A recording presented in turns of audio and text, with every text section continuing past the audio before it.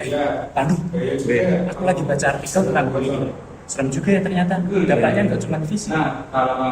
Ya, gue pernah dengar banyak yang terjadi pada mahasiswa atau siswa yang terkena bullying itu depresi ya. Mungkin gara-gara dibullying itu mereka jadi sering mengalami tekanan batin. Miris banget deh. Tapi gue nggak ngerti sih secara psikologi kenapa bullying itu bisa sekejam itu. Nah, itu dia yang menarik. Secara psikologi, bullying itu melibatkan beberapa faktor, seperti faktor pelaku bullying. Mereka mungkin punya masalah pribadi, masalah diri, atau bahkan meniru perilaku orang dewasa yang mereka lihat. Jadi, bullying bisa jadi cara mereka untuk mengatasi ketidaknyamanan mereka sendiri. Oh, karena itu sebenarnya jadi korban bukan hanya pada yang dibullying, tapi juga pada pelaku ya. Dalam artian mereka punya masalah yang belum terselesaikan. Bisa dibilang begitu. Mereka mungkin mencari pengakuan atau merasa berkuasa dengan menjudge orang lain. Tapi itu bukan kebenaran ya. Tetap aja tindakan bullying itu salah. That's true. Terus bagaimana dengan korban bullying? Apa yang terjadi secara psikologis pada mereka itu mempengaruhi sangat dalam mental mereka? Nah, korban bullying bisa mengalami berbagai macam gangguan psikologis, mulai dari kecemasan, depresi, rendah diri, bahkan sampai stres pasca trauma. Mereka bisa kehilangan kepercayaan diri, sulit bersosialisasi, dan bahkan mengalami gangguan makan. Semua itu bergantung pada intensitas dan durasi bullying yang mereka alami. Wah, parah juga ya. Jadi nggak hanya itu luka fisik atau luka-luka yang sering terjadi pada korban, luka batinnya juga jauh lebih dalam ya untuk sembuh. Terbanget. Dan yang lebih mengerikan lagi, dampak psikologis bullying bisa berlangsung hingga dewasa. Mereka bisa mengalami kesulitan dalam hubungan interpersonal, pekerjaan, bahkan dalam keluarga. Lalu, apa yang bisa dilakukan untuk pencegahan bullying tersebut?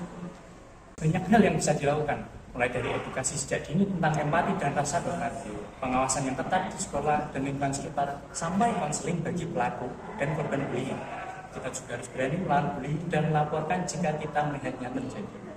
Nah, gue setuju nih, kita semua punya tanggung jawab untuk menciptakan lingkungan yang aman dan bebas dari bullying. Tepat sekali.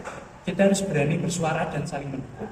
Semoga dengan pemahaman yang lebih baik tentang psikologi bullying, kita bisa bersama-sama mencegahnya dan membantu para korban untuk bullying. Nah, makasih Mbak Dandung udah bagi-bagi infonya ke gue. Jadi gue paham lah semua tentang bullying yang terjadi pada saat ini. Sama-sama Pak. Semoga kita bisa jadi bagian dari solusi dan bukan masalah.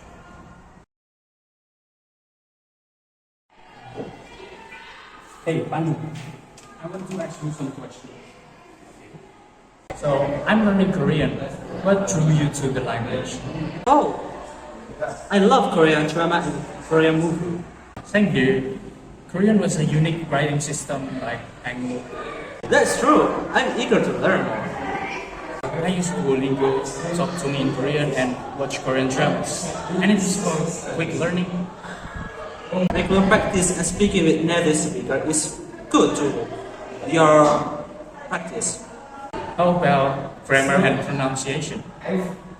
Korean grammar follows a subject-object structure. Pronunciation requires practice.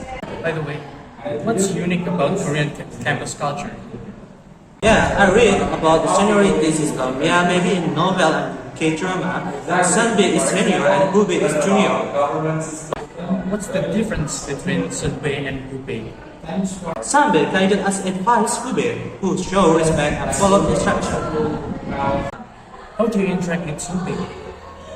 For your Sunbae, maybe Bube to Sunbae use formal language as a sign of respect and follow rules. How's your Korean learning experience? Initial challenges, but now I'm fluent. Korean culture is inspiring. Wow, that's amazing. I'm motivated to learn more. Feel free to ask me questions or practice anytime. Maybe I can help you when I have a free time. Thanks for sharing, buddy.